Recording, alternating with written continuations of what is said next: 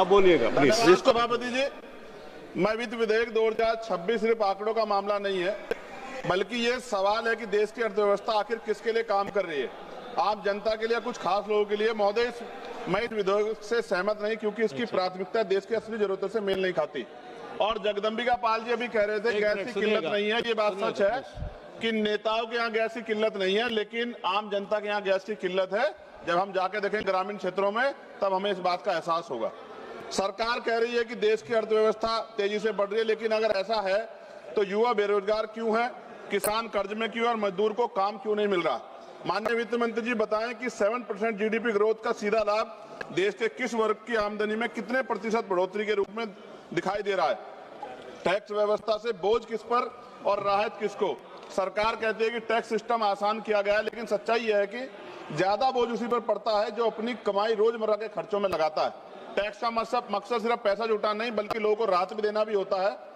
सरकार कहती है कि विदेश नीति मजबूत है, लेकिन क्या इससे महंगाई कम हुई, क्या इससे ऊर्जा सस्ती हुई, क्या पेट्रोल डीजल सस्ता हुआ। अगर हम सस्ता तेल खरीद रहे हैं तो उसका फायदा जनता को कम मिलेगा।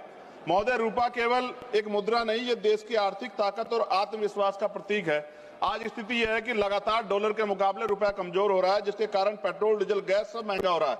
माननीय वित्त मंत्री जी बताएं कि रुपए की गिरावट को रोकने के लिए वित्त विधेयक 2026 में कौन से ठोस कदम उठाए गए हैं। क्या कोई स्पष्ट रोड मैप है जिससे रुपया स्थिर और मजबूत हो सके। महोदय, महंगाई पर आंकड़ों में राहत, लेकिन घर के बजट में दबाव है। सरकार कहती है कि महंगाई नियंत्रण में है, जबकि मौसमी के जनवरी 2026 के आधिकारिक सीपीआई डेटा के अनुसार खुदरा मुद्रास्फीति 2.75% और खाद्य मुद्रास्फीति 2.13% रही।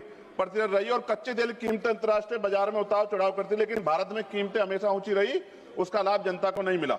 बढ़ती गैस सिलेंडर की कीमत हर गरीब और मध्यम वर्गीय परिवार की चिंता कारण बनी हुई है। पहले नोटबंदी की लाइन और फिर ऑक्सीजन की लाइन, सिलेंडर की लाइन। क्या इस सरकार ने देश की महान जनता को लाइन में लगाने का ठेका ले लिया है। आज पिछले कुछ दिनों से बेमौसम बारिश हो रही, जिसकी वजह से किसान की फसल खराब हो रही है। माननीय वित्त मंत्री बताएं कि बेमौसम बारिश से प्रभावित किसानों को समयबद्ध और पर्याप्त मुआवजा देने के लिए इस वित्त विधेयक में क्या ठोस व्यवस्था की गई है। महोदय, एमएसएमई क्षेत्र भारत की अर्थव्यवस्था की वास्तविक रीढ़ है। छोटे उद्योग की सबसे बड़ी समस्या जटिल ऋण प्रक्रिया, समय पर भुगतान, डिजिटल संक्रमण की लागत, बड़ी कंपनियों से असमान प्रतिस्पर्धा और बाजार तक पहुंच। क्या इनमें से किसी समस्या का समाधान इस विधेयक में निर्णायक रूप से लिया गया है। माननीय वित्त मंत्री जी बताएं कि वित्त विधेयक 2026 में ऐसा कौन सा बड़ा कदम उठाया है कि एमएसएमई, ग्रामीण, गैर कृषि क्षेत्र और महिलाओं के रोजगार को निर्णायक गति दे सके। प्राथमिकता